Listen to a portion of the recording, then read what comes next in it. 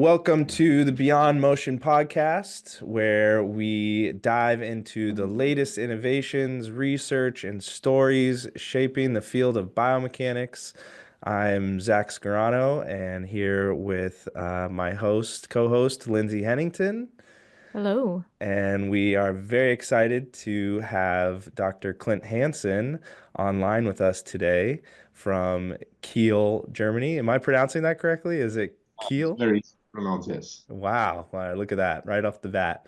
Clint, it's great to have you online with us. Obviously, you're a longtime Neuraxon user, working with our German partners, Velamed, primarily. But yeah, we're excited to have you online. Thank you for having me. So, to get started, I think it's just an introduction. So maybe you can share a bit about your background and how you became interested in biomechanics and kind of what that journey's been like for you. Okay, so it's a bit of a longer one, a long Yeah. story to try to Long-winded answer. Yeah, so initially I started doing sports science or kinesiology in Kiel. I studied this doing a master's, and during my master's I figured that I need to have more hands-on experience when it comes to technical equipment or to understand how measurements really work. So I went to do an internship in Bavaria in a hospital so it's a Gait lab where they focus on children with cerebral palsy. Mhm. And what they do is it's an orthopedic children's surgery hospital, basically. And so they do pre and post-op clinical gait analysis. One of the guys that I work with, Felix Stief, who is now running the Gait Lab in Frankfurt, he was working, or he did an internship before he started his PhD at Adidas. And I asked him about Adidas and if he knows someone so that I could do an internship there. And then he said, yeah, I know some people. But then I started talking to him and he said, but if we have problems, we go to Calgary usually. So we asked people in Calgary. So and then I ended up doing an internship with Ben O'Nick in 2000. When was that? 2008. Then I came back and did finish my master's. And after my master's, I thought about pursuing my academic career with a PhD. And then I ended up going to Paris because they had a really, really nice offer, what's that called? Fully funded PhD position for Mm. 3 years. So I jumped on that bandwagon and was there for 3 years in Paris, which was beautiful and great. And the day that I defended my thesis, I got the postdoc position offered from Frédéric Marin, who is a professor in Compiègne, which is 80 kilometers up north from Paris. And there I did some hand modeling, so 3D motion capture hand models, and then also working with musculoskeletal modeling a lot. And from there, I went to Singapore and worked on human-robot interaction and trying to understand certain diseases of people that are working in the shipyards. So, for example, a really, really big issue is white fingertip syndrome. I don't know if you've heard about it, like construction No. workers when they are exposed to a lot of high frequency noise or like motion, Vibration, yeah. yeah, or vibration, that they get the numb fingers. And this can actually happen quite Oh. when they are shearing off the propellers of the big ships, right? And Singapore obviously is a big hub for ships. And so that's where I ended up doing a bit of research on human tool interaction. And there was a tool design that we tried and that we evaluated. So impedance control was a big part of it.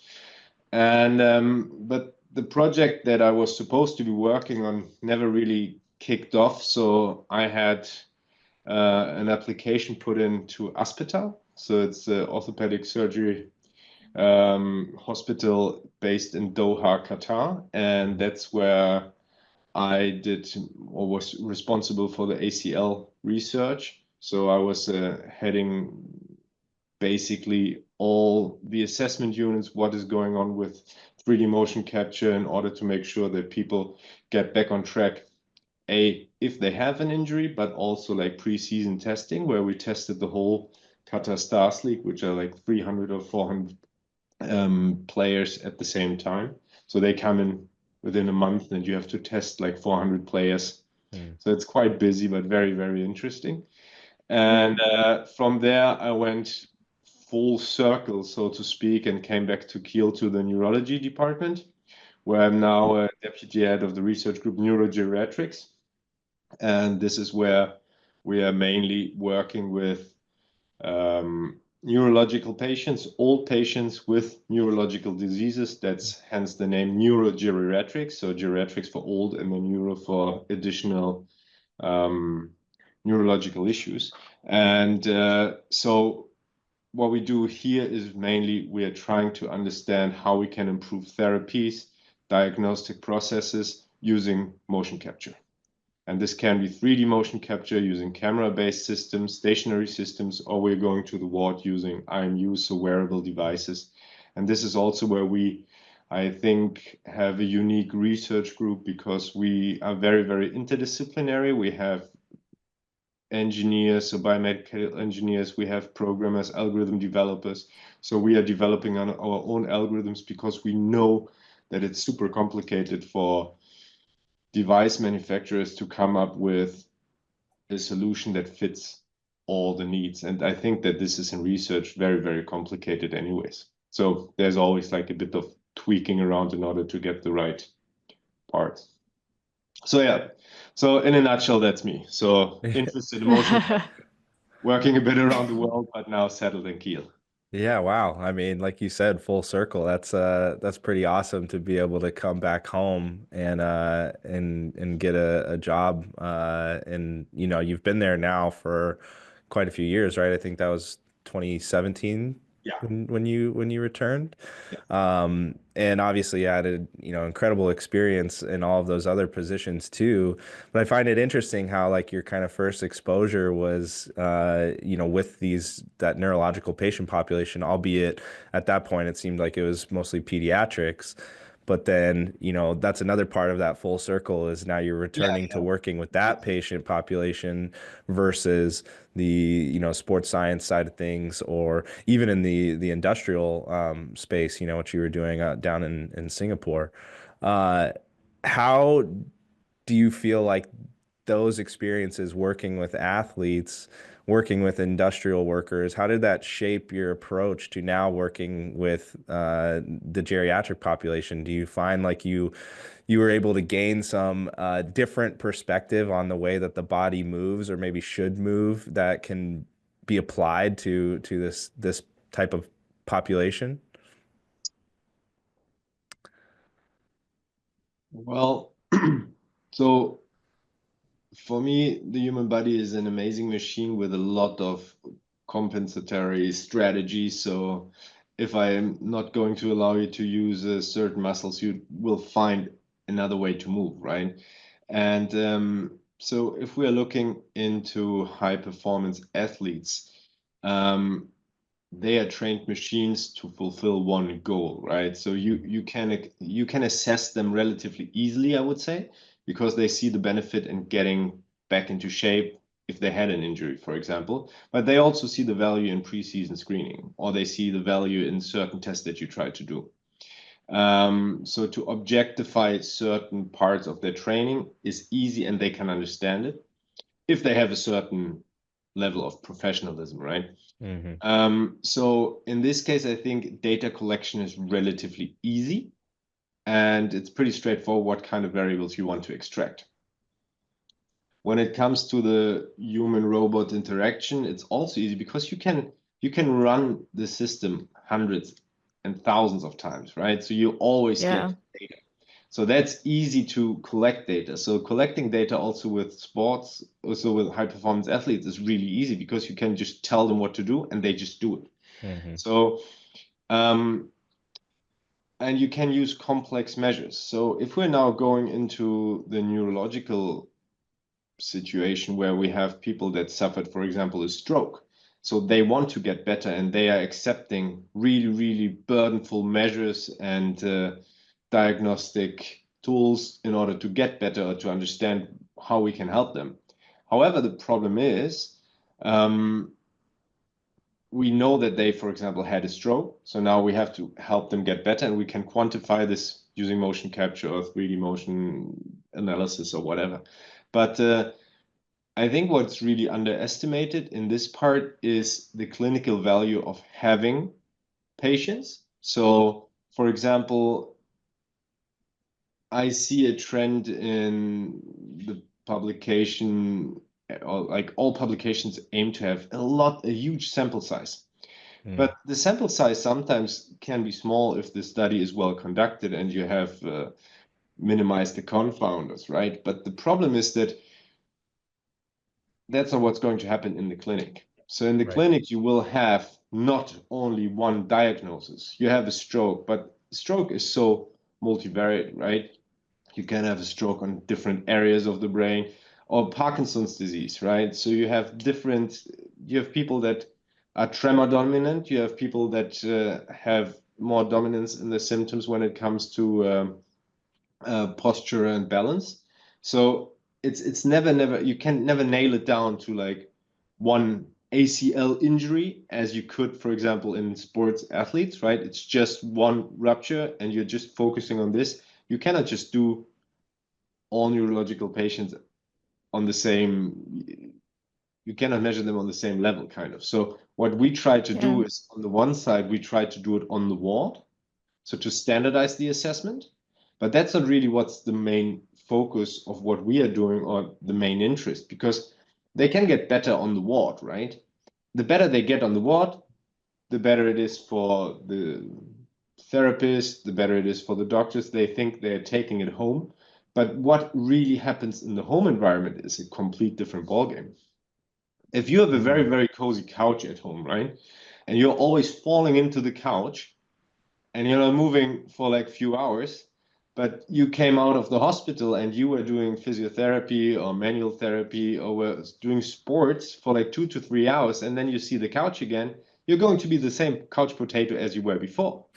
So it's really like we have to work on what's happening, and we have to control for the fact that people are going back into the home environments where, for example, they also fell, right? So that's also something that we have to take into consideration. So if they fell, the biggest risk factor for a future fall is the already happening fall. So it's something that we need to kind of take into consideration. So for me, working with athletes is a lot of fun. I love it. Also, industrial applications are cool because we have a lot of data and it's always the same, and we can do really, really nice statistics. So when it comes to the patient cohorts that we have here, then it's very, very complex to nail down one story, because the medical field is so vast, and we still haven't understood a lot of the human brain. Of course, quite a bit, but still sometimes we don't understand why certain movement patterns occur this way or when they occur, right? So I'm not quite sure if this answers the question, but it's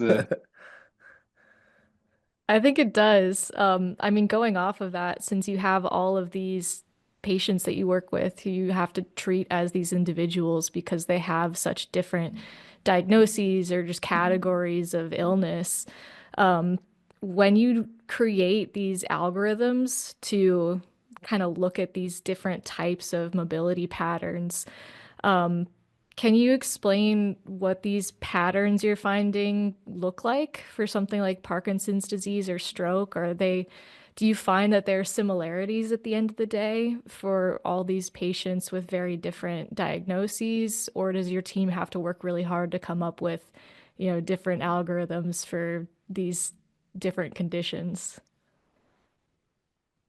So I think we have to first differentiate between supervised and unsupervised assessments. So supervised assessment is really something that happens in the clinic, where I ask you, for example, to do walk 20 meters at your preferred speed, then 20 meters at your fast speed, or the fastest you can actually walk. So that in this case, it's relatively easy to extract parameters, right? You can just with a stopwatch, you could get walking speed. So we are part of the Mobilize consortium that was running out this year. So one of the largest European IMI projects that is half funded from the industry and half is coming from the European Union. And I think there were like 48 partners. So it was a huge, huge, huge consortium with one aim, and that was to measure reliably with an IMU on the lower, fixed on the lower back, walking speed and other DMOs, digital mobility outcomes. And so there we worked with Parkinson patients, older adults, patients that have multiple sclerosis, what else do we have? CFF, which is hip fracture patients, and I'm probably forgetting something else. COPD patients, yes. And what we know is that the movement patterns of just of those cohorts are completely different. And so that's one thing. But to give you a bit of a better example is when we age, we get slower, right? So that is something we know. So if we're looking at our grandparents, we can see that they're not running around like the youngsters that they were like 40 years ago, for example. So we know that we're getting slower, our stride pattern changes, we have longer, like less quick steps, so slower step times, the step length is getting slower, but also maybe the toe off and the initial contact and the final contacts are changing, right? So initial contact, so if this is the foot, so you have this kind of pattern, right? Foot off, and you continue moving. So in Parkinson patients, what happens sometimes, or quite often or regularly actually, is that people are not getting this kind of pattern anymore, right? So it's stupid to show with my hand, but you get the idea, right? So Yeah. it's not like this tick tick tick tick. No, in this case it's maybe, and then they just push push push push. So they're not really having a lift of the foot. So it's more like a shuffling gait, right? So, and if we're just looking at the way most algorithms work that are based or that use the accelerometer or the gyroscope from the foot, you always have something that is a zero velocity update. So you go and then there's no movement, and then you go boop, boop. So, and then this is how you detect steps. But detecting steps, there are two parts to it, right? One is the initial contact. So there's like, okay, you have the zero, so this is it. And then the final contact. But when is the final contact? Really when you're shuffling and you're not really moving, you're not lifting your feet, right? Yeah, So or when's the initial contact even? exactly. So it's like, so that is something that really needs to be looked into. And the higher we go up, the more complicated it gets, of course, right? So because the highest accelerations that we can measure on foot level, and if we are now using, for example, a measurement device on the lower back, well, in sports biomechanics, we talk about a lot about leg stiffness and leg stiffness in high performance athletes and how that affects certain performance outcomes. But we are reducing, so it's like a tuning. We're tuning down the accelerations. Otherwise, our head would wobble, of course, the whole time when we would walk, right? So that's not the idea. So the acceleration, the patterns that we can measure on hip level or on the pelvis are relatively low. So based on those acceleration levels then, so let's pretend it's a sinusoidal, right? So the sinusoidal would be like this for a healthy patient, but then maybe it looks like this for a patient that has Parkinson's. So that means And just for the benefit of our listeners here, who aren't viewing it, what Clint is describing is like a higher amplitude sinusoidal wave versus like a lower amplitude sinusoidal wave for the Parkinson's patients. Sorry, yeah. So no, it's basically, okay. so basically, if you think about it, if you try to just shuffle, you can clearly see that the vertical displacement of your belly button, for example, from the side is staying flat. Well, when you're walking, you have this kind of motion, right, throughout the gait cycle, which is normal because you have a swinging leg, standing leg, you go up and down, basically. But if you don't have this, then it's relatively complicated and very complex, actually, to measure certain spatial temporal parameters out of it. So what we aim to do, and this is really difficult, is to have different pathologies in the lab. So Parkinson's or MS or other other cohorts, and then we really fine-tune our algorithms on their movement pattern. And then we try to do that also in the home environment so that we can actually then get a better feeling of how many walking bouts they have done over the course of a week, for example, because some of the sensors that we provide or that we give our patients can measure up to 20, 30 days even. And most patients are happy to wear them. Yeah, that's interesting. And I mean, even though the patterns themselves, it's not like, you can group all of this neurological population into one type. It sounds like you guys are really putting a lot of effort into figuring out what that classification could be. And I know that you have one paper that talked about the big data set that you were putting together, kind of compiling that information. So is that something that you guys are sort of actively compiling all the time to then be able to hopefully distribute out into, I don't know, either in a commercial product or maybe just open source? So yeah, so commercial product is not our main focus, or is not our interest. So we really want to make it better for everyone. So Yeah. our approach is open science. So we recently launched our toolbox called Kiel. Hmm. So and it allows everyone who's a bit tech or Python savvy to use our own algorithms, or the algorithms that were also partially developed or used in the Mobilize consortium, and apply them to their own data. So it's a GitHub repository that everyone has access to, and you can use it. The data set that you're referring to is, so there are two at the moment, really. One is also from the Mobilize consortium, which is now completely open, which is great for everyone who wants to dig into 3D motion capture and combine it maybe with IMU or like wearable sensors. Hmm. So, but what we have done is we have created this data set of 167 people that came to the lab, different cohorts. We have again stroke patients, Parkinson's patients, MS patients, young healthy adults, elderly, and lower back pain patients. So in total, 167 people that underwent a very, very complex motion capture session. So they were equipped, for example, with 15 to 16 IMUs, so whole body IMU measurements.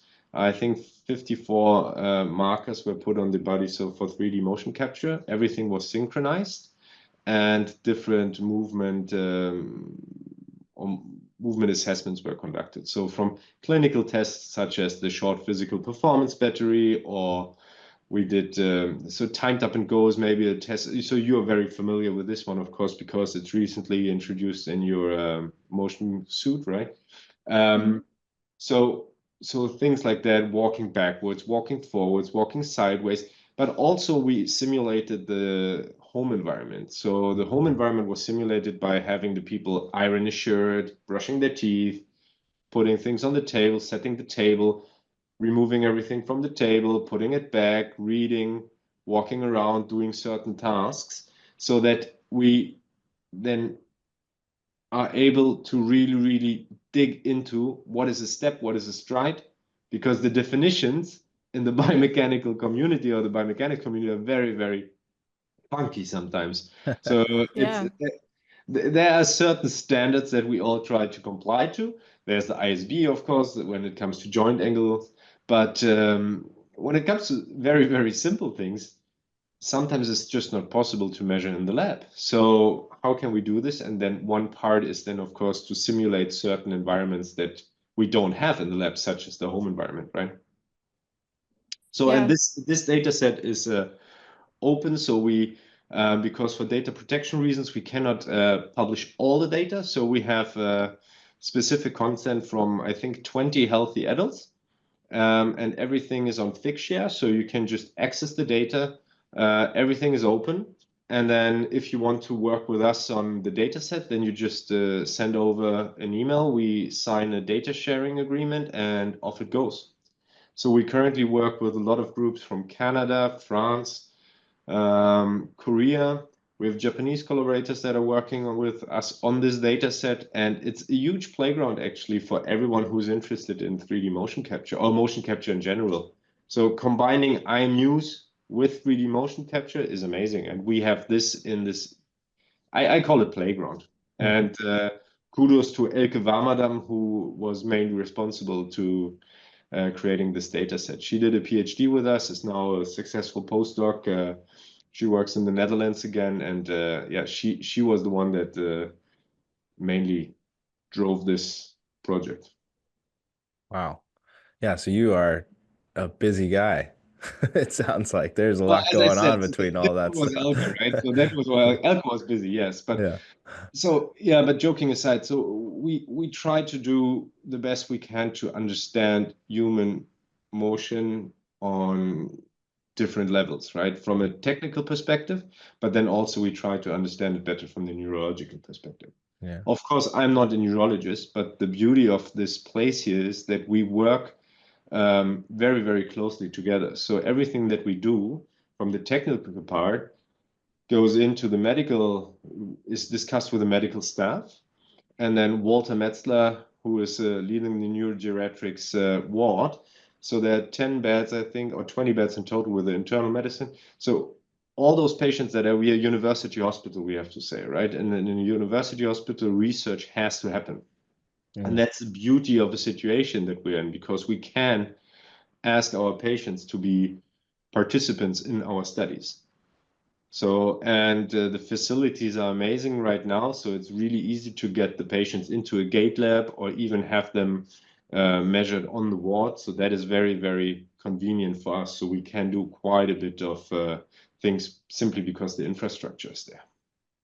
Yeah, that's awesome because I know, from a research perspective, one of the biggest challenges, of course, is getting that subject pool, Yeah, and having absolutely. access to them consistently, which it sounds like you guys do. So, aside from just doing, maybe some of this compilation of these different tasks and things where you're maybe measuring a patient one time, it seems like there's also opportunities to even do follow-ups, depending on what their therapeutic process is or other interventions that might be implemented, and then see, how are those helping. But Right. it's amazing that you guys are putting all this effort into creating, like you said, this collaborative playground, because I mean that's such a huge thing, huge opportunity for not only just the field of biomechanics, but as you mentioned, being able to put that into clinical practice too. That's pretty incredible. And the fact that it's open source too, and it's basically just invitation to collaborate with you. Exactly. It'll Yeah. be really exciting to see how that, progresses. Like if that data set continues to be added to and becomes this whole big thing. The fact that you had those going back to what you talked about with having the supervised versus unsupervised Mm. tasks. Like you had the walking forward, walking backwards, then you also had these activities of daily living, which of course are much more complicated to dissect. But the more collaborators you have adding to that data set or looking at it, I mean, we might actually capture some really interesting things from those unsupervised tasks too. Exactly. And I think it's also, so what we learned over the years is that cultural differences are playing a huge role also when it comes to setting up experiments, or like when it comes to the interpretation of certain data, right? Simply because, so when we did Mobilize, we found that we have different locations where people were actually measuring. So we have Tel Aviv was involved. We had people in Newcastle and Sheffield that were involved. Where Erlangen in Germany. I think I'm missing again a few sites, but basically what happens is that, of course, weather is playing a major role also on the activity of people, right? So when we are measuring people in November in Kiel, we can be happy that people go outside because it's rainy, it's windy, it's cold, so it's not ideal to take long hikes. So while when you're in Tel Aviv or in other parts of Europe, um, it can be way nicer. So if we're comparing time based on the timestamp when people were measured, oh, they were more active in those areas. Well, yeah, but it's also because They were able. able to be Yeah, more So active. well, Yeah. time of able maybe year. as well in Kiel, but it's a very, very different situation. So you have to, I think what we are learning right now is that yes, we can measure very, very well supervised. Unsupervised, we can do this as well, but we need to have the contextual information. If we don't have that, then it's like talking about color while you're being blind. It's really, really Mm. complicated. So we can get certain things done, yes, no problem, but we need to have information about why people did it, when did people do this, or like what is why. So it's Yeah, the motion doesn't speak for itself no. Right. necessarily. You have to know what the environment was, why they were doing what they were doing. That's a huge thing that comes up when we talk to our customers about just using technology in general. Like just collecting motion capture data, cool, right? But like, did you grab onto something? You know, what surface were you walking on? All of that context is really helpful when you actually go in and try to analyze it. Not to mention having a goal in mind for why you're analyzing it in the first place too, Yeah, right? I think $100%. that's the other side.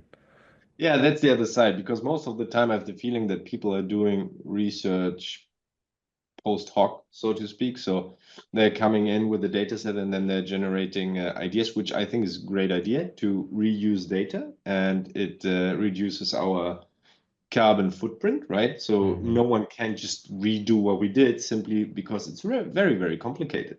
Yeah. And we have to be frugal and we have to make sure that we are using the resources correctly. This is why we are not sitting on the same table right now, but we are online. Right? So, no, also. So, and I think that this is something that we need to take into account when it comes to research in general, but also for human movement analysis, we need to understand what the people did and when and how. And then if we find a difference in step length, this may be due to the fact that, I don't know, they were walking downwards on a slope, or I don't know. So things that we can actually extract from the sensors as well. But I think we need to go the extra step and we need to stop taking what we get from the device per se as the limit. That's it. We always need to push. We need to understand better what those markers are that we're getting, or the parameters, and then we have to have the right to ask the right questions, or the questions like, why is this? Why is this? Why is this parameter not consistent in this cohort? And this is really, really interesting because we know, for example, when we're looking into parameters such as step length, that before the diagnosis of a certain disease, we call it the prodromal phase. So it's the phase where no one is really suspecting, maybe someone is suspecting, your spouse is maybe suspecting that something is not really right.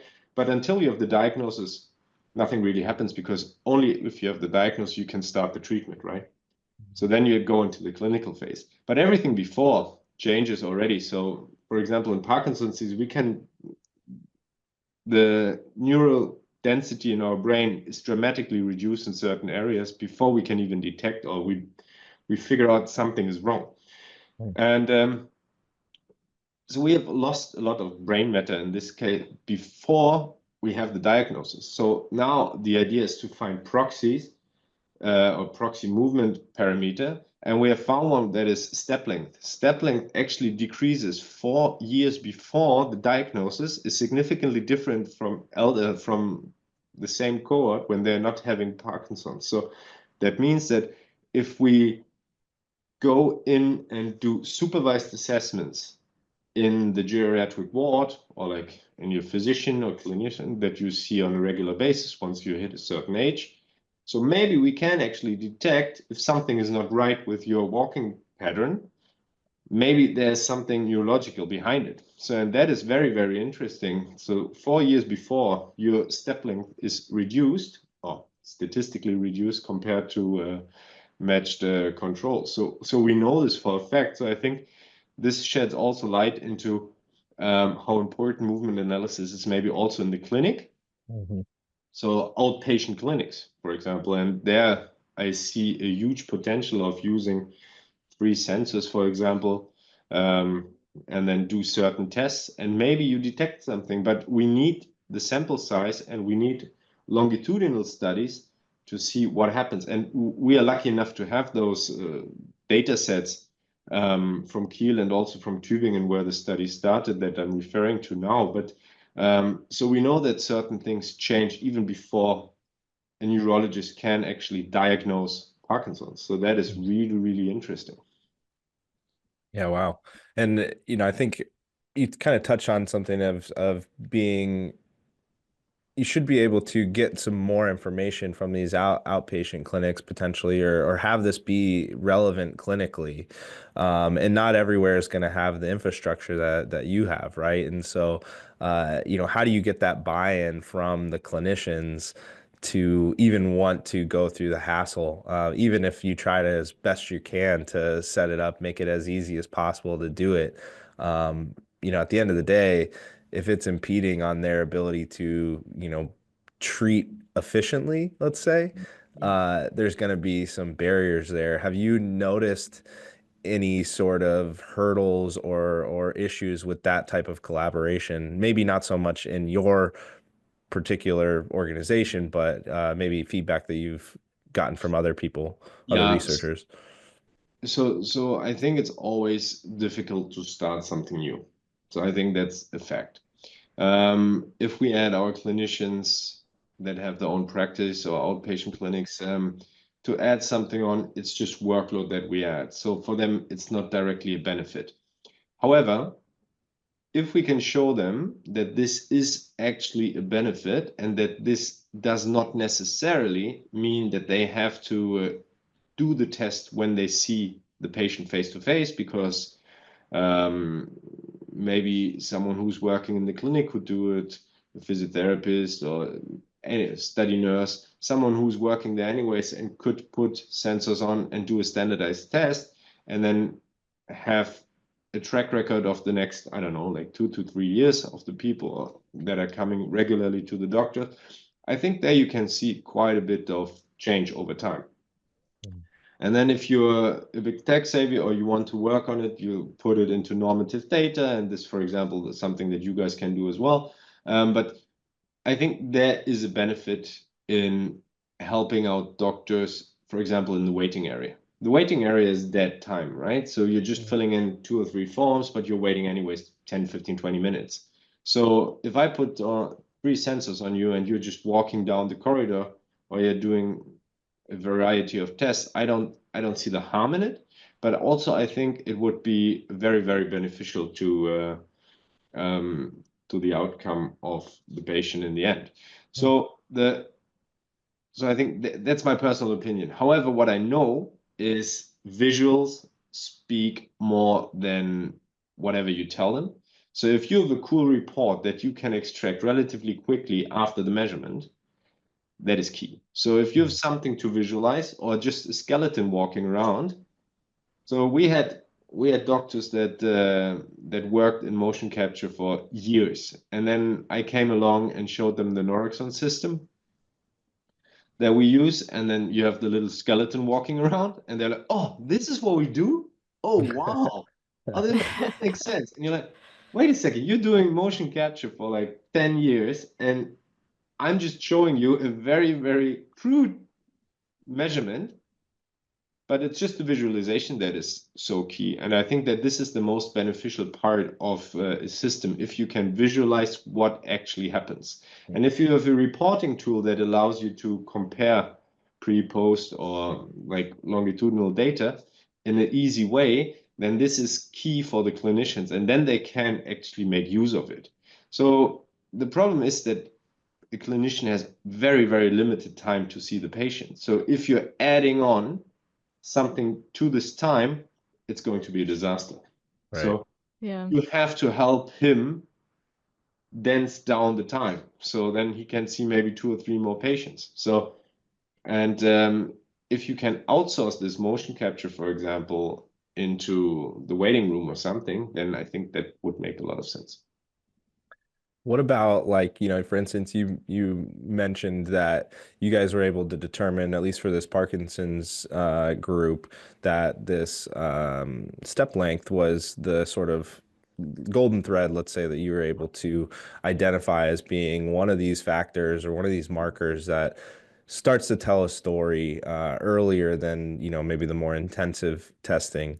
Do you find that having those types of, let's call them like heavy hitters, also makes that conversation a lot easier because you can maybe point the clinician to this one param, like, hey, this is all you sort of need to look at. And again, maybe Yeah. you couple So that with a report and whatnot. that would be then the golden thread, as you call it, right? So that, but I think one parameter that is significant does not necessarily mean that this is the thing that you always have to look at. So Sure. we know, for example, that You need more context. Yeah. well, yeah, but also step time changes when you get older, and it changes in different ways between male and female at Hmm. a certain age. So we know all those things. So it's I I think it would be foolish to reduce it to one parameter. If we could, and it would be the parameter that is changing, walking speed, as we tried in the Mobilize.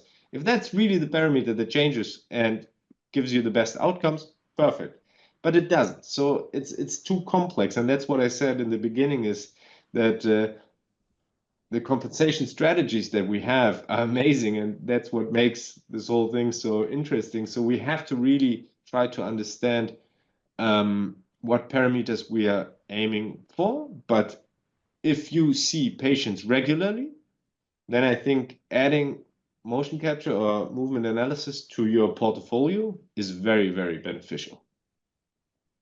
Kind of interesting little tangent here, but it's interesting to think about the psychology of having just one thing to look for too, because as soon as you start telling your patients, we're going to do this test to evaluate your step length, they're going to be hyper focused on like, oh, like what are you looking at with my step length? And so that might skew the results in some way, shape, or form, regardless. Right. So it's kind of like you have to keep all this to yourself, and just I say, make we're doing this yeah, test very, very yeah. So I instead make of this communicate with them like results are cool, right? But it's, you don't want to shoot yourself in the foot and not actually be able to get the information you're looking for by saying too much. For example, yeah, I fully agree, and sorry that I was almost interrupting you.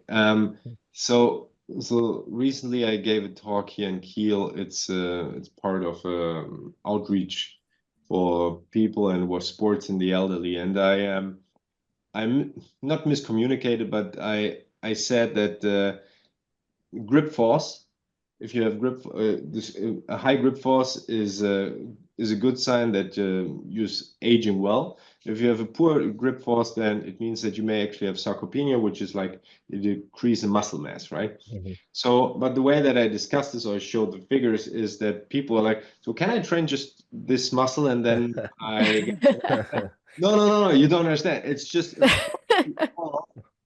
sarcopenia. So you really need to be very, very clear in what you say, because if you don't, then you can scare people away. It's the same with the falling.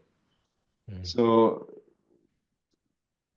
if you fall, yes, chances are high that you're falling again, but it's multidimensional. So there are a lot of factors that can add to the negative experience of falling, right? So it's not just that you fell that you will fall again. So I think that this is something one need to be very, very clear when we discuss this with patients, but also when we discuss this with clinicians, because it's all different levels.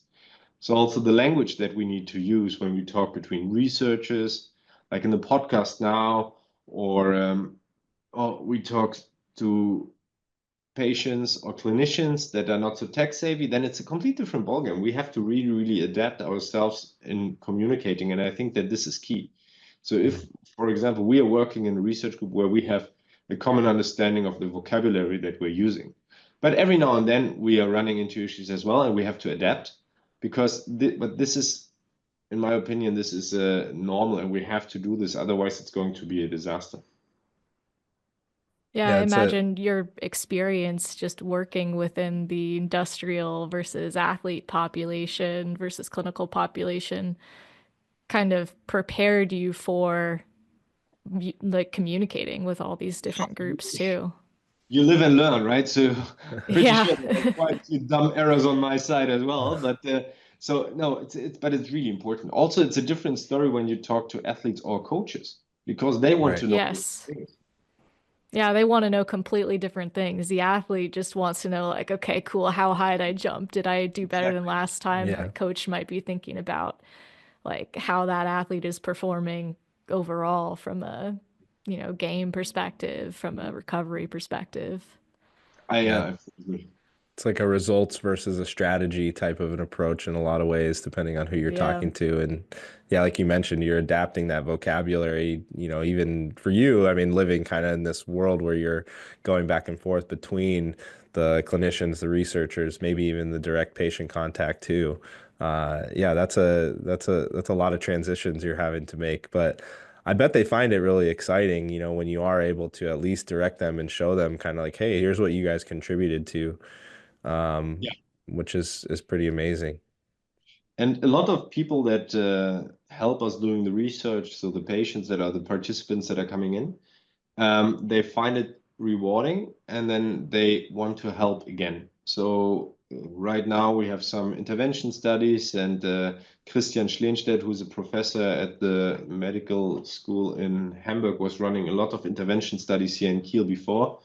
And he is an expert in freezing of gait. So basically, your feet are glued to the floor, and you can't really make a step. It's a, it's something that happens quite regularly in Parkinson patients. Wow. And he did a lot of intervention studies, and people that are doing or that helped in his intervention study, they are so grateful that the training therapy sessions that they did in the study helped them so much that they want to contribute, for example, over and over again. So that's also really, really nice to have this pool of people that want to contribute. Yeah, Yeah, definitely.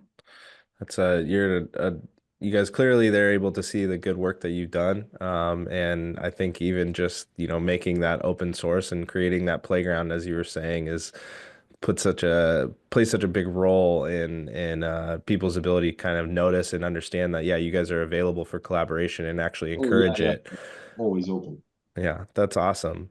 I guess, we've touched on a couple of these like unsupervised versus supervised tests, capturing, doing more monitoring, of these patients and their daily lives.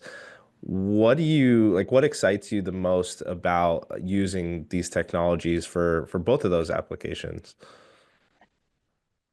Mhm. I think they're getting easier to use. So the problem is, of course, we always have to find the best.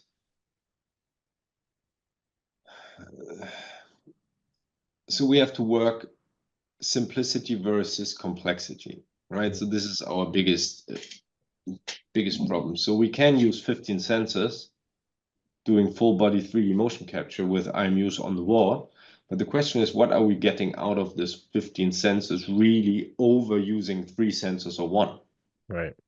Right. And there are a few things that are, in my opinion, not really well understood. So smartwatches are getting better and better. They can be hooked to the mobile phone so that you can actually get high quality data streamed out of mobile watches over long periods of time. Um, and there you can get a more holistic approach of what happens with the person when they're at home or also on the wall. So because if we're just doing supervised assessments, always a snapshot, right?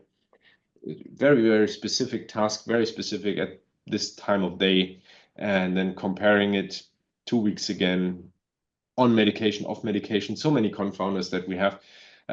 So maybe the question is if it's better if we're using long-term mobility assessments, so over a week, or maybe 2 weeks or 3 weeks, who knows? And then we are streaming data out of maybe 2 or 3 different locations. Maybe it's the wrist, the lower back, and then the foot, because then we understand a bit better what's going on with the upper extremities using smartwatch. Maybe we're using then the lower back because we have all the algorithms already ready to go and we are very, very close to the center of mass.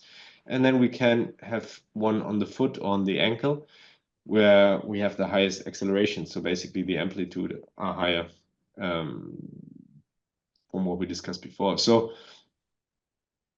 I think there are a lot of things that are not really well understood yet. So we have a relatively good idea of human movement in supervised assessment situations and also in the home environment. But one aspect that is really, really important and that we haven't really touched at all right now is sleep.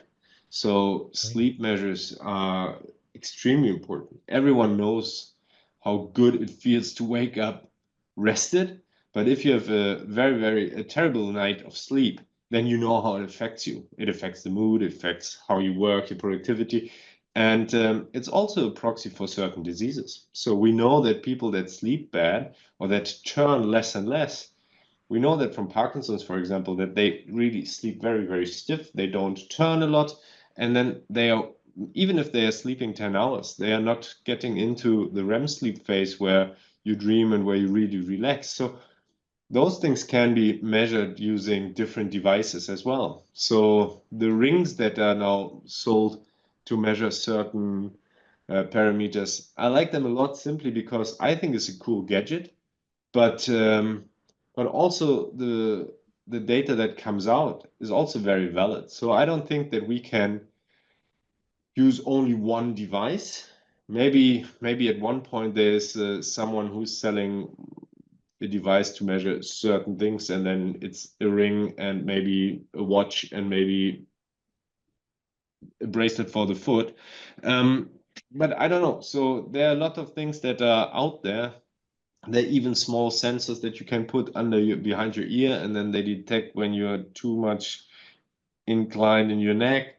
So then you get like a vibration. So there are things like this that work, but it really is choose your weapon or choose your poison, right? So you really need to know what you want to measure and what you want to do before you go and buy. So, and I think that this is crucial, but one of the steps that is the least done. So people are buying and then it goes into the closet and then they're never going to use it again. I mean, we know the retention rate from all those wrist sensors is what, 3 months or something? People use it 3 months and then it goes away. So customer devices, I think, are also very, very interesting for the research because there you can reach really, really high numbers relatively easily. Yeah, for sure. Yeah, you can roll that out in mass, right? Versus having to, have a very specific cohort of people that you need to have face-to-face interaction with and sign them up and explain to them what they're doing and whatnot. So yeah, I can see how that could be from from your perspective, from the research side, like a really exciting opportunity to somehow get access to that information, in addition to the combination, right? As you mentioned, because right now, in a lot of ways, like a lot of these different methods are sort of siloed. And it takes, an extreme amount of effort to then combine those on the back end. And also, sorry to jump on this bandwagon there. So, but also I think is a difference between quantity and quality. And this is really what I think is also what you just mentioned with the silo thinking is, of course, we can measure steps or we can measure acceleration with the devices on the wrist. But what does that actually mean, right? So if we wanted to break it down into walking bouts or then even digital mobility outcomes such as step length or step time or variability, asymmetry, all those things, then we need to break it down. And then we need to have good algorithms that break down the raw data. And this is, I think, where really the work is right now. And then if we get customer devices that provide this, then I think it's a then it's an open bar kind of scenario. But at the moment, we are not there yet. So, and then combining all those different silos, as you said, this is always very, very complicated. Yeah. Yeah. Do you imagine having, like, if you were to have access to these, kind of consumer wearable device data, I would imagine it would still be helpful to have some kind of developed research study or a research protocol to be able to capture the information you want, right? Not just like go home, do what you do, and we'll parse it out later, but still having these defined tasks that you want those subjects to accomplish would be Yeah, helpful so I in think this is continually developing those algorithms.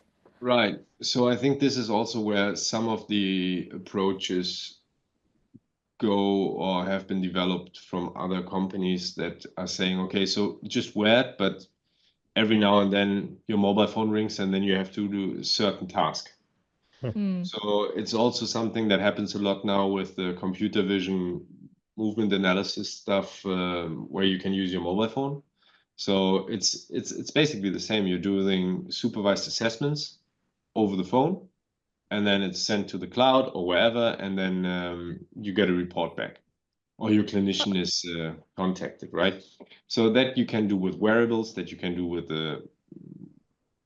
with a camera-based approach. But in the end of the day, maybe it's another snapshot, but also I think the problem is that we are collecting so much data already that we have to really boil it down to what is important. Again, it's not only choosing the right tools, but also how much do we actually need? And that's a different right. story, right? So do we need 20 days of data? What are we doing with the 20 days? Right. Right. Could we do it in 1 day or 3 days? So, and this is also, so for example, this is why we created this data set with the 59 muse, because we want to understand how many do we actually need? Mm. And it's not, now, of course, the temporal part is gone, right? Because this is a snapshot. But if we are looking into kinematics and we want to extract joint angles, which joint angles are actually necessary or needed in order to distinguish between groups or distinguish between different walking speeds or gender or whatever you want to come up with. So the real question is then, how minimalistic can you be to get the most good quality data out? And I think that this is the real task, and this is why most of the studies that are conducted, they are always starting at zero and they are just collecting data, and that is not the right way to move forward. I think we can already analyze a lot of high quality data that is online available. So if it's from your own lab and you're doing a master thesis or bachelor thesis, perfect. But I don't think that it should be frowned upon if you use data from other labs that is publicly available. So it's not really answering the question. So I'm sorry about that. But um, so we should not put a sensor on every patient that we have. I don't think that this makes the world a better place. So it's just Yeah. more data, more storage, more, but who's looking at it in the end of the day? Right. Yeah, you need someone to look at it. I guess with that in mind, I mean, looking ahead still to like emerging technologies and methods like with using AI or machine learning, how do you imagine those tools helping to enhance mobility analysis or even do some of the grunt work when it comes to analyzing all this data that you might end up with? Um, so I think it's omnipresent at the moment, this whole AI bubble. It's of course not a bubble because we see those large language models. They are amazing. They're helping a lot. They're never going to replace human, and not in the very near future. So, but they're giving you really, really good solutions already. Talking about deep learning or neural networks. So Robin Reminders, one of our postdocs here, he has developed his own Gait algorithm during his PhD, and he used the neural net in order to detect certain patterns and also the initial and final contacts of walking. And that works very, very well. So we know that this is going to be something that needs to be discussed more openly, I think, so that it's not a black box anymore. And in St. Pölten in Austria, there's Brian Horsack, who's working on explaining, or I think it's explaining what happens really when you apply machine learning on kinematics data, for example, what factors are actually driving the results section. And that is really, really interesting to understand what is driving your model. And he is kind of unblack boxing this whole thing. And it's a really cool approach, in my opinion, to make people understand what actually happens within those models. And if we go again one step back to the initial question, I think that the artificial intelligence is in medicine is you cannot stop this train anymore. So there are a lot of really, really cool applications in dermatology. There are great examples. There in cancer, oncology, there are really, really cool examples. All this vision stuff, MRI, is very, very, they benefit a lot from it, right? So there, I don't think that it has to go this way. It makes a lot of sense. So when it comes to signal processing and working with large data sets, I also think that there are cool techniques that can help us to make more use of the large data sets. I think that another issue that is coming our way is basically sharing data. And that is then something that could maybe be helped with certain ideas or like from AI. So we know, for example, in the computer vision stuff that people train models, open post, they train models, I think is for Google or Meta or whatever is whoever is doing it. They have really cool solutions that you can apply. So all the training data set has been done already, and you are just applying your on a new test data, basically, right? So that is something that makes a lot of sense. However, the problem that we will have in the future also within the research community is that we cannot share all the data simply because it's too large. So we cannot simply give you access to a server that is somewhere in Europe. We have to figure out a way how to use the data so that you can apply, for example, your algorithms on our data set without us sending gigabytes and gigabytes of data to US or to wherever you are, right? So I think that this is something that is a bit tricky and that the infrastructure has to work in this way. So sometimes the easiest is really to still, and it's stupid, to take external hard drive and go from one place to the other and exchange data. It shouldn't be like this. Send it But in the mail. but it still is the case, and I think that this is a fundamental issue that we have to overcome, or like not fundamental issue is maybe the wrong word, but is an issue that we have to really, really think about and how we can overcome this. There are all those models about federal learning and applying algorithms from one part and to data sets that are somewhere else. I still don't understand how this could help us sharing data. So I think there are a lot of things that have to be thought through, and then we can work better as a community. But at the moment, it's still very, very complicated to send data sets around. That's a really interesting perspective, because Yeah. it's not something that the normal person would even think about, right? I mean, we have this as a consumer, right? You have this interaction with large data that is seemingly totally unobtrusive to your life. At any moment in time, you can get on your device and access incredible amounts of information in a split second. And And so like I think from that, it kind of skews the perspective on like people's ability to even use some of these emerging technologies to evaluate things like human movement, from a clinical standpoint, or, be able to compile and combine the sleep data with the movement data with the, physiological health data or whatever.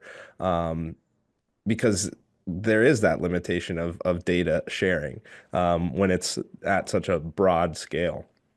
That's really interesting. To be honest, I have not thought of that either. I You know, get that it. is really interesting food for thought. Yeah, you get excited about the technology just in general and kind of the prospects of it, which obviously is important too, right? To sort of think of some of the visionary aspects of it, but in reality, kind of bringing yourself back down to earth and understanding like, well, what's the first hurdle that you have to get over, and that for sure is a big one, which Yeah. I can imagine that's something that you, as a very collaborative researcher, are probably having to deal with on a regular basis. So we are still lucky that we're not working a lot with the video data, right? Because video Sure. data you can't really, Yeah. Huge, yeah. It's yeah. So huge. and I mean, if we are breaking it down, we're just working with CSV, so comma separated values, is text files that we are Right. sharing. So it's, but still they are getting relatively large when we are having patients or participants wearing a sensor for a week, then we have almost 700 megabytes, almost a gigabyte of data. Wow. And Yeah, and a text file that's massive. and then if you put it into a text file, and that's already binary. So if you put it in a text file, then it's even larger. And then how do you share this, right? And then so we're working a lot of on data standardization, because the problem always is, it's also something, as you said, it's you can access a lot of data, but how's the data structured? What is inside of the data? Mhm. Where do you find which information? And that is something that is often not clear. So Julius Welzel, one of our brilliant people in our research group, he is using the BITS standardization. It's from brain imaging. It's a brain imaging tool where we wrote now a part, or like he was mainly driving this for motion. So now we can put the motion files into the bit structure that allows everyone to understand where in the file are the accelerometers, for example, where in the Mhm. file are gyroscopes, where is the information about this frequency, what about the session, what time, what test was done. So those are things also that we need to work on, because otherwise it's going to be impossible to share. I can send you a shitload of data, but in the end of the day, you don't know what to do with it, because Right. it's not very well managed, or it's not very well documented. So Yeah. documentation is also key. So there are a lot of things that we can touch on, and but I think it's out of the scope of this discussion right now. Um, but we have to think about a lot of things when it comes to sharing data, or when it comes to putting devices on somebody. So a stupid example is, not all our patients live in the area. So if we give them a device, then they can send it back to us, for example. That's a lot of logistics, right? So you have to take the possibility into account that maybe you don't get a sensor back, Right. which then in the end is money, time. There's also data that is lost. So there's a lot of things that are going on when you work with patients. So, and it doesn't really matter how well you prepare your study. The first time that you work with participants, real life participants, something happens, and then you have to pivot. Yeah. So do Another pre-test. lesson to learn, I guess. So I mean, clearly, your work is not done, and you've got a lot to continue going on with. Are there any particular projects that you're really stoked about that you guys are getting going with at the moment? Um, so we're working quite a bit on this open source toolbox right now. So we are implementing sleep algorithms, and we are postural transition algorithms and static sway analysis. So we're getting something by early next year that is more or less, in our opinion, complete and can be used by everyone who wants to dig a bit deeper into their data. And then we have one of our collaboration partners from France is coming over. She's working on the data set that I said before. Mm. And yeah, so I think there are a few smaller projects with the data set that we want to exploit and we want to understand. And then I think next year there's quite a few bigger sessions going on. But one project that is currently running is still IdeaFast, and IdeaFast is a huge European project that is still running here in Kiel as well. And we have the Step Up project running, where Julius Welses is the PI. And this is very, very interesting and also very new for me, which is EEG analysis during walking. So it's a complete different ballgame, Yeah. and this is very, very complex. So this is far from usable as a clinical tool. So EEG is, but walking EEG, it takes a lot of time to put things on. So it's not just like putting on 2 or 3 sensors as in movement analysis.